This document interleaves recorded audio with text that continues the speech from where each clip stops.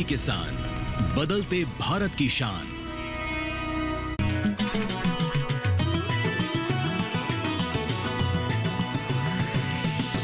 DD किसान, बदलते भारत की शान।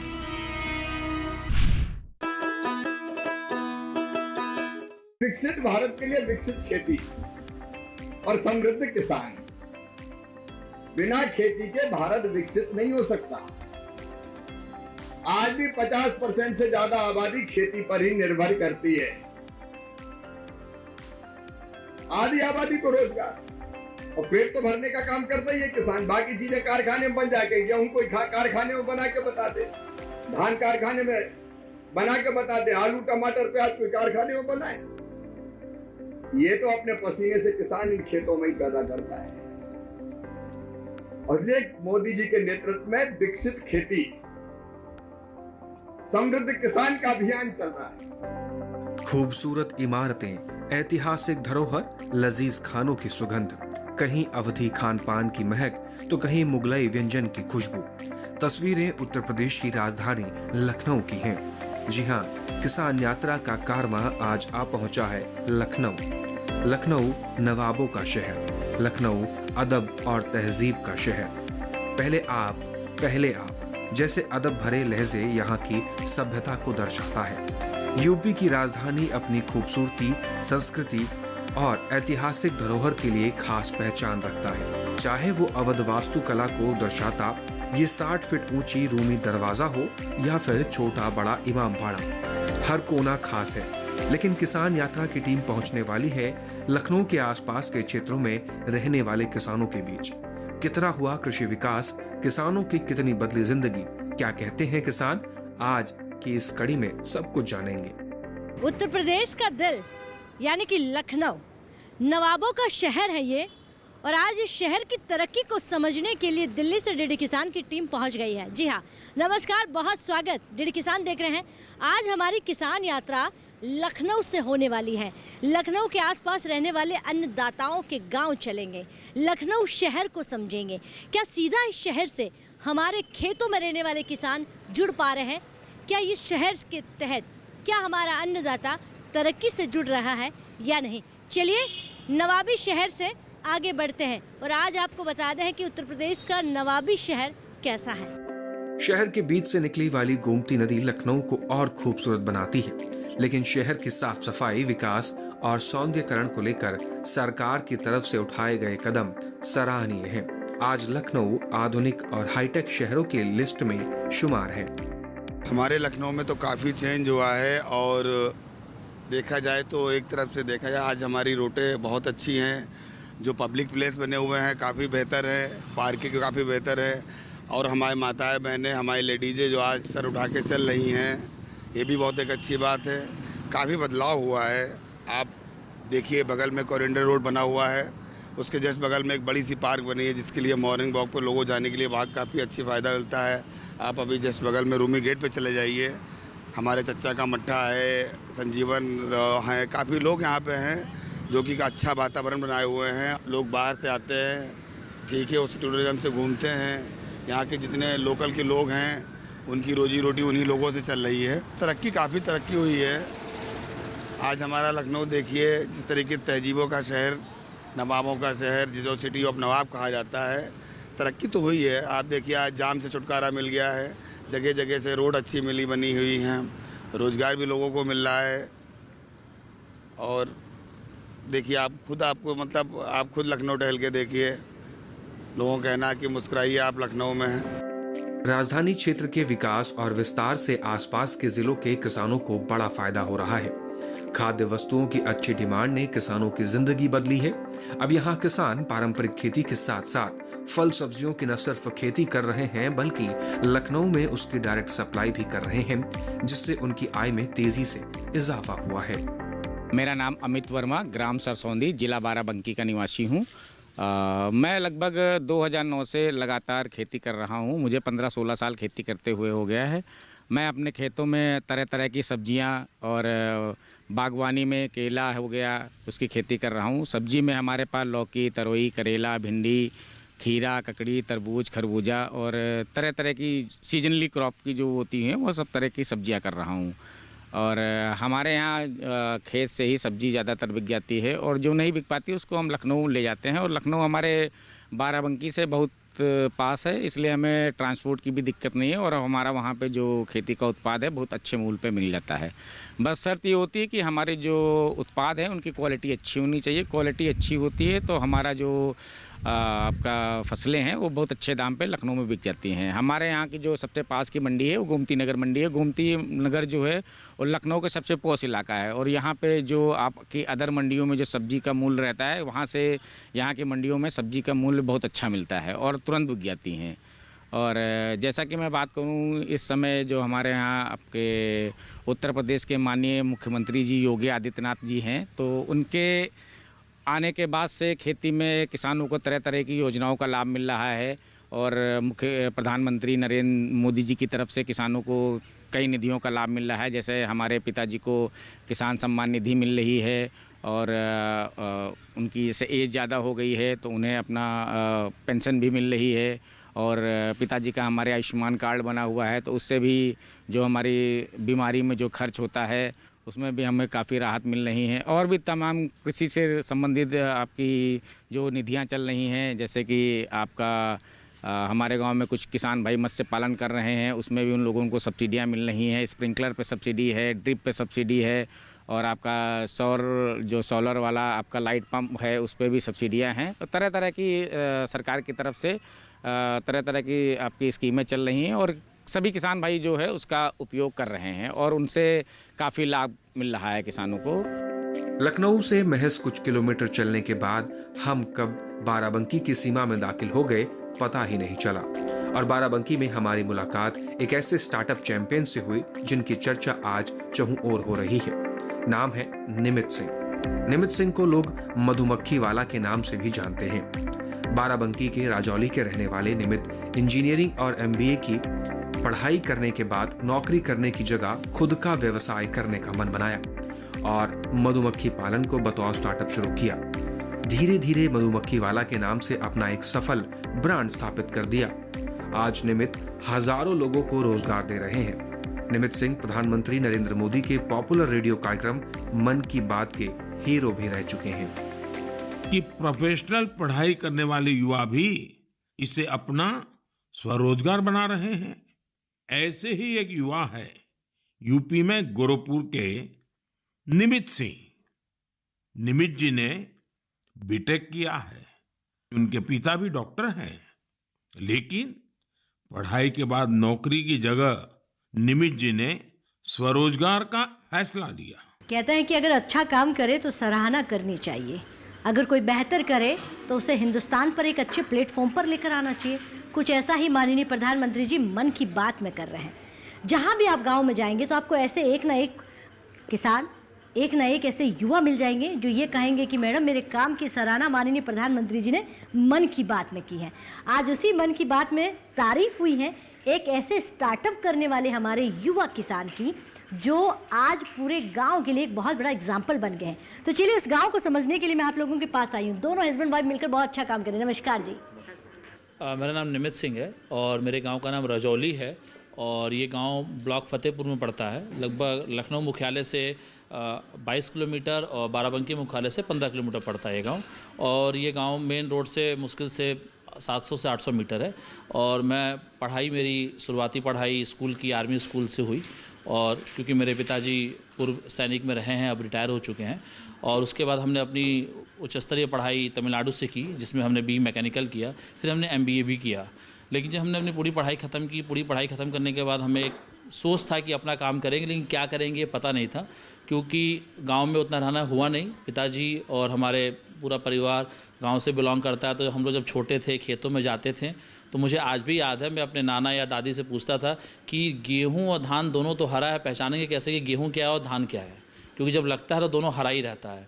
तो जब गर्मी की छुट्टियों में जा रहे थे तब भी उस समय हरा होता था और जब ठंडियों की छुट्टी में जा रहे थे तो भी उस समय हरा रहता था। तो दोनों जब बोइंग के टाइम पे हरा रहता था तो हमारा प्रश्न होता था कि गेहूँ और धान क्या है। लेकिन जब हमारे पिताजी ने कहा कि एक मधुमक्खी पालन ऐसा व्यवसाय है जो आप कर सकते हो, उन्होंने ऐसे कहा तो जैसे हमारी पढ़ाई ख़त्म हुई तो मैंने 2 साल इसको सीखना चाहा। जब 2 साल हमने इसे सीखा तो हमने देखा कि अलग अलग जगहों पे, अलग अलग प्रदेशों में, अलग अलग किसानों के पास जाके मैं सीखा, समझा, जाना कि मधुमक्खी पालन होता कैसे है। हमारी 2013 से ये चालू हुआ और 2013 से आते थे 2018 तक 20 तक आते थे, हमने मधुमक्खी पालन, हनी प्रोसेसिंग सब सीखा। लेकिन कोई भी काम में कठिनाइयाँ तो बहुत होती हैं, कठिनाइयों में ही हम उसमें समस्याओं का हल ढूंढते हैं और हम आगे बढ़ते चले गए। लेकिन मुझे नहीं पता था कि जो ये काम कर रहा हूँ, ये काम एक ऐसा टाइम आएगा जो कि इस स्तर पे पहुँच जाएगा।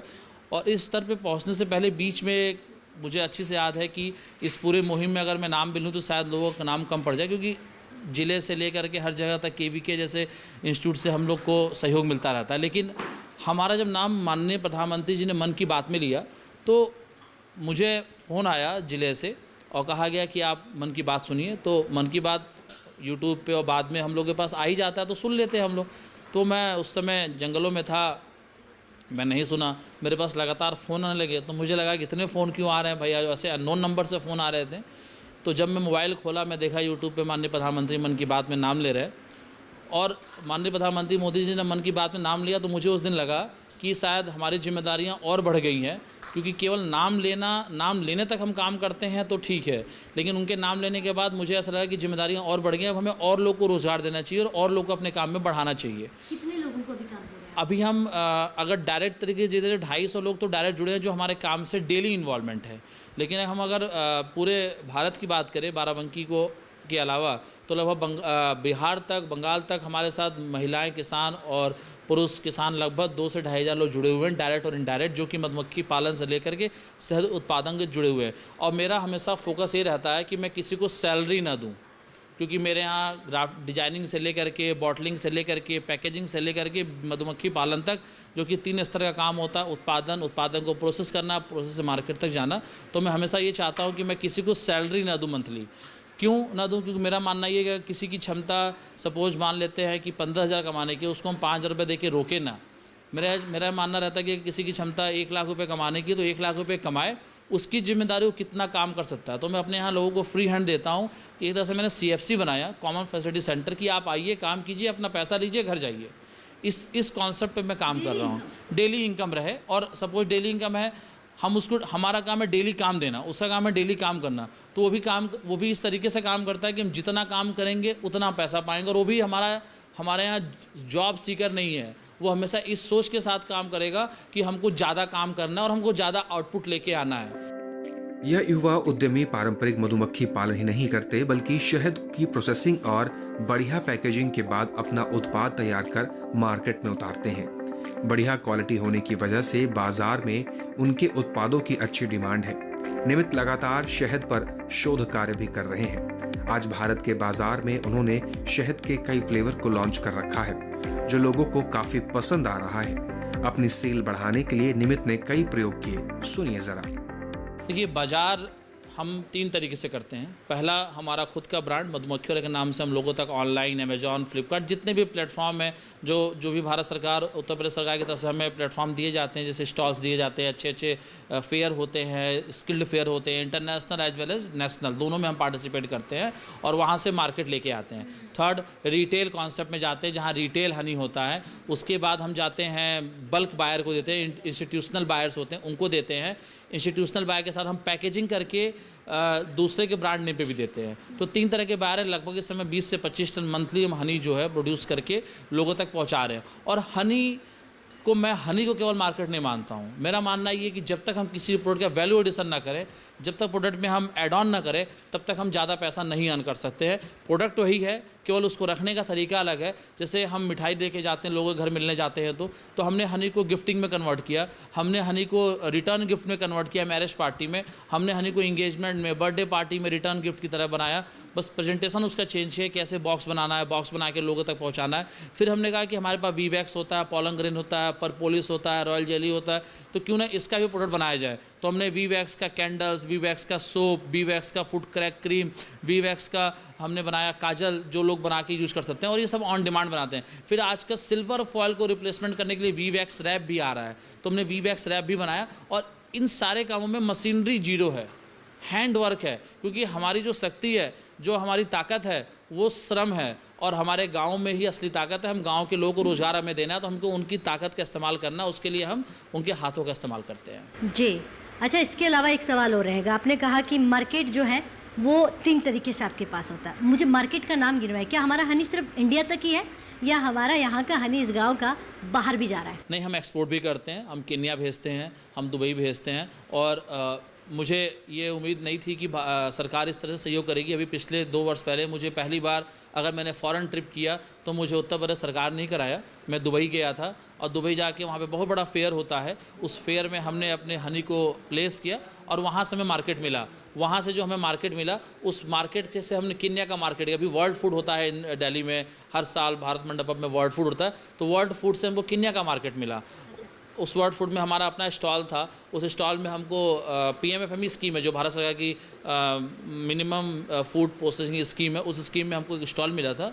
अच्छा, स्टार्टअप में सरकार जो है फंड भी देती है, आपको सरकार से क्या मदद मिली है, क्या सुविधा है? स्टार्टअप में अभी हमारा recently नियाम national institute of agriculture marketing जो कि भारत सरकार की संस्था जयपुर में है, हमने वहाँ पे अपने स्टार्टअप को अप्लाई किया था। वो स्टार्टअप हमारा बी ब्रीडिंग पे था और हमने उसमें डाला था कि हम पोलैंड से वो टेक्नोलॉजी सीख के आना चाहते हैं और सीख करके आ करके हम यहाँ पर उस टेक्नोलॉजी को ट्रांसफ़र करना चाहते हैं।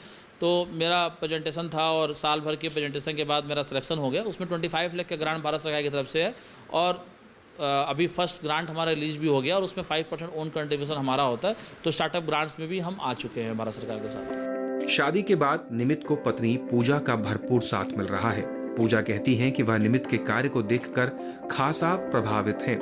आज वह खुद स्वयं सहायता समूह के जरिए महिलाओं को साथ लेकर अन्य कार्यों में भी हाथ आजमा रही हैं। किसी को रोजगार मुहैया कराना उन्हें सबसे ज्यादा खुशी देता है।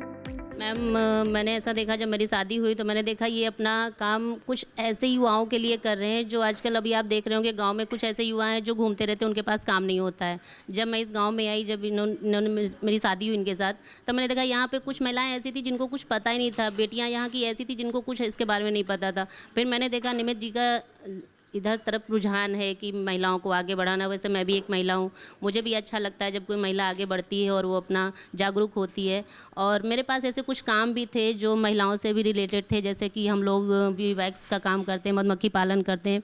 तो ये जेंट्स भी कर सकते हैं, लेडीज़ भी कर सकते हैं। तो हम लोगों ने सोचा क्यों ना इसमें महिलाओं को इन्वॉल्व किया जाए, लड़कियों को चुना जाए। लड़कियाँ भी हमारी मतलब कितनी अच्छी बात है कि पहले आप सिर्फ पुरुषों को साथ लेकर चल रहे थे, लेकिन जब एक महिला शादी करके आती है तो वो कहती है कि सिर्फ पुरुषों को ही आगे क्यों बढ़ाना चाहिए, मेरी भी तो कुछ भागीदारी होती है।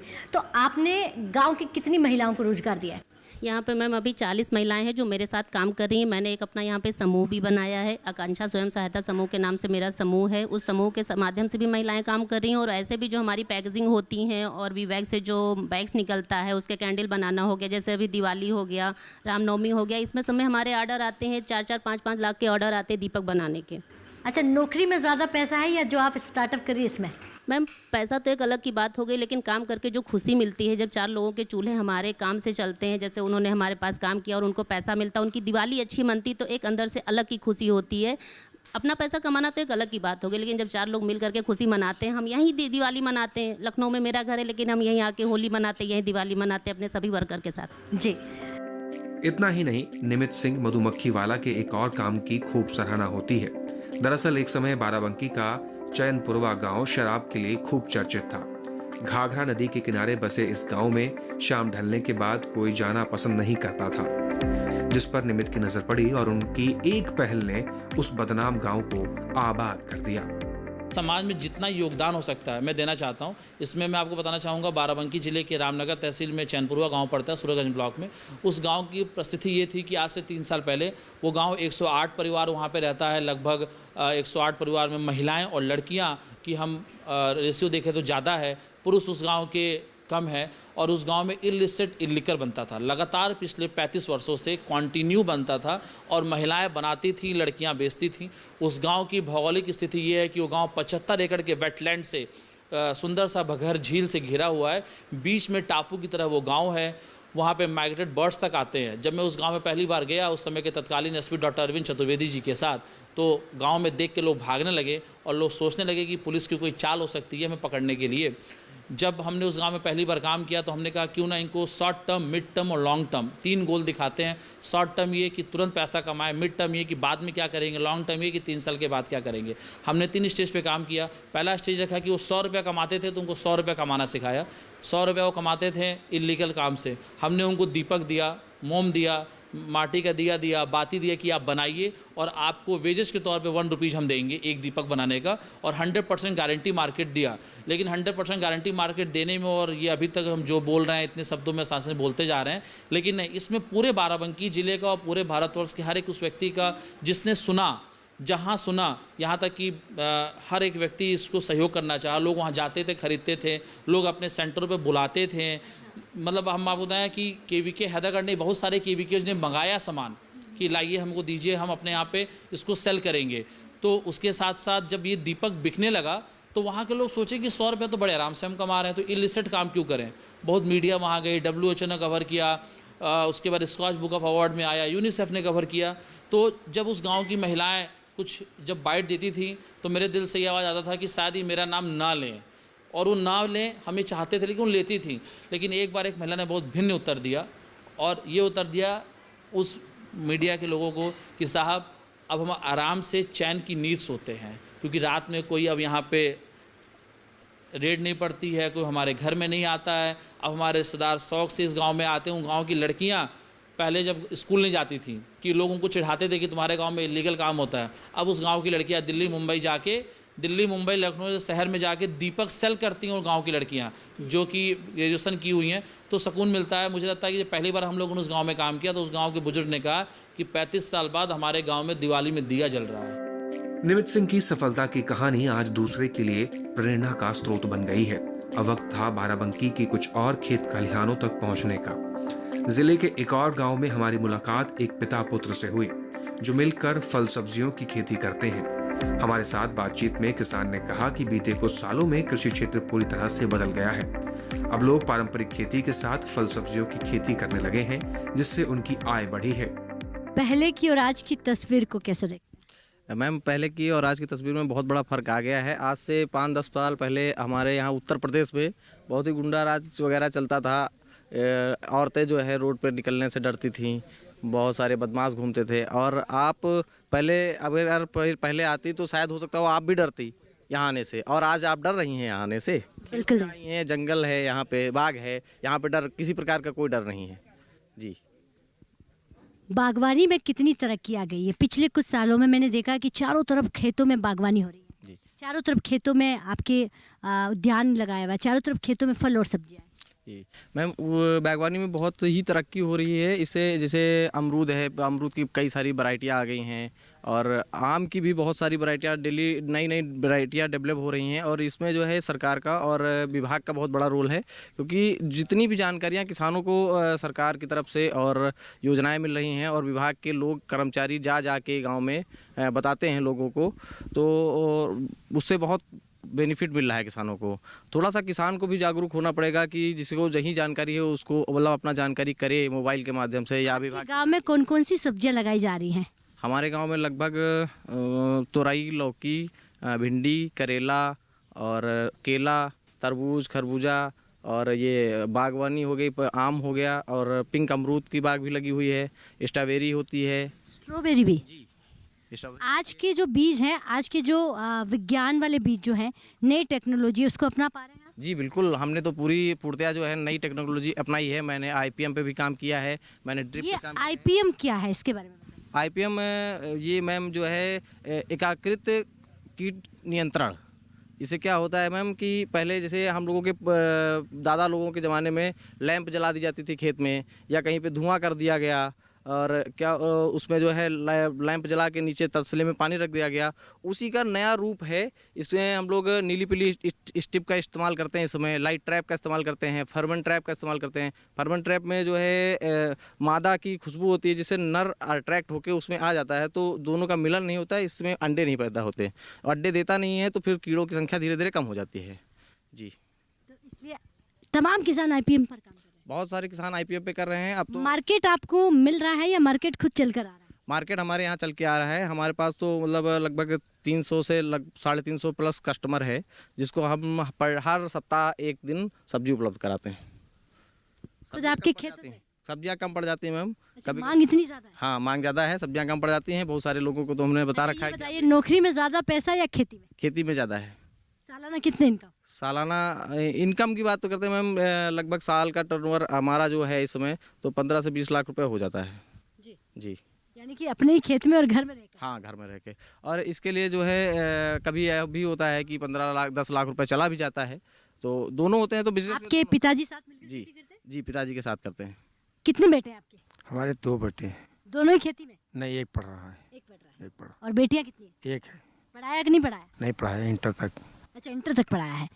तो बेटे को खेती में ही रखना है या नौकरी की तरफ भेजना है? नहीं, एक तो नौकरी की तरफ जा रहा है, एक खेती कर रहा है, दुकान भी देख रहे हैं। अच्छा, तो एक नौकरी में जाएगा और एक खेती करेगा ताकि आपकी खेती संभाल सके। तो खेती में बहुत सारा जैसे टेक्नोलॉजी आ गई है, नए नवाचार आ गया है, मोबाइल के माध्यम से जानकारी समझ में आती है? नहीं, मुझे तो सब जानकारी विभाग से मिला करती है। मेरे हमने सुना आपको कई सारे अवार्ड मिले हैं, कौन कौन से अवार्ड मिले? मुझे बहुत से अवार्ड मिले। मैं आपकी भी 23 दिसंबर में मुझे 75,000 रुपये का अवार्ड मिला। किस लिए? खेती के लिए, जैविक खेती में। अच्छा, और आनंदीबेन पटेल जी ने भी आपको एक मुझे आनंदीबेन पटेल ने भी मुझे दिया। क्या दिया? अवार्ड दिया? अवार्ड दिए। वो किस लिए दिया? वो ऐसी खेती के लिए। इसके अलावा और कहाँ कहाँ सम्मानित हुए? अब हम आपके जैसे दूरदर्शन है, अमर उजाला है, दैनिक जागरण वाले, हम लोगों को बराबर संपर्क करते रहते हैं। यानी कि कई मंचों से आप सम्मानित हुए हैं, लेकिन किसान ज़्यादा बता नहीं पाता है और आपको तो पता भी नहीं होता कि आप कर क्या रहे हो। आप तो वो सब लगा रहे हो जो आज के समय की मांग है। यानी कि फादर हैं और इनके बेटे हैं, दोनों मिलकर बहुत अच्छी खेती कर रहे हैं और इन्हें मार्केट की समस्या, देखिए किसानों को समस्या क्या आती है कि मार्केट मिलेगा या नहीं मिलेगा। मार्केट खुद इन तक चल कर आ रहा है, तो ये विकास नहीं तो और क्या। चलिए इसी विकास की कड़ी में आगे बढ़ते हैं और किसान भाइयों से, खेत खलियानों से जुड़ते हैं। तो कृषि विभाग और कृषि विज्ञान केंद्र की मदद से और अपनी मेहनत के बल पर हमारे किसान कमाल कर रहे हैं। खेती किसानी में नवाचार, आधुनिक तकनीकी का इस्तेमाल कर आर्थिक रूप से सबल हो रहे हैं। कृषि क्षेत्र में तेजी से बदलाव हो रहा है और किसान खुशहाली के रास्ते पर चल पड़े हैं। हमारी आज की किसान यात्रा को हम यहीं विराम देते हैं। अगली कड़ी में फिर किसी नई जगह, नई जानकारी के साथ आपको अवगत कराएंगे। तब तक बने रहिए हमारे यानी दूरदर्शन किसान के साथ। नमस्कार।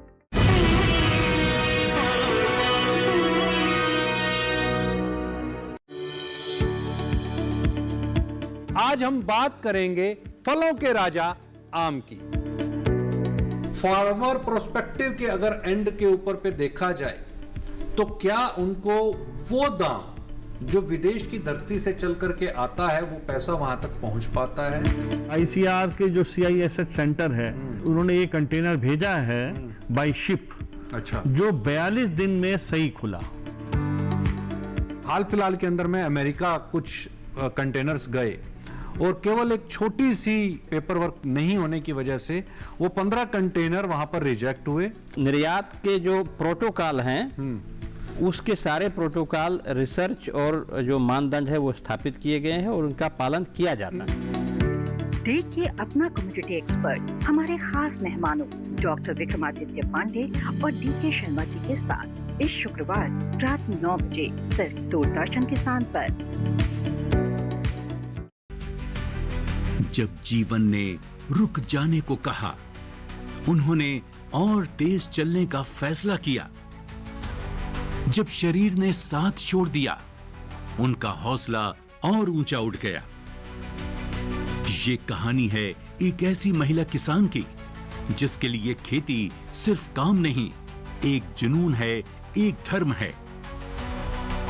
उन्होंने अपनी असमर्थता को कभी भी अपने सपनों के रास्ते में नहीं आने दिया। जहां लोग सहारे ढूंढते हैं, वो दूसरों के लिए सहारा बन गई। भारत की फार्म लेडी बिटाना देवी, जिन्होंने दिखाया कि शरीर भले सीमित हो, पर सोच और सपने कभी सीमित नहीं होते। देखिए भारत की फार्म लेडी रविवार 15 जून रात 8 बजे DD किसान पर।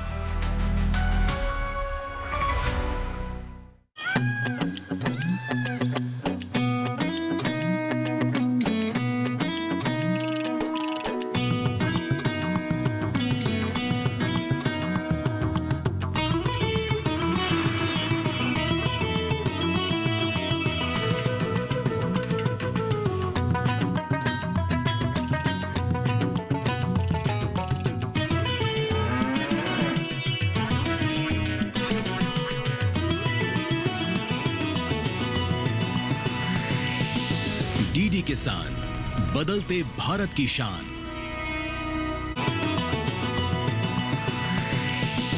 डीडी किसान, बदलते भारत की शान।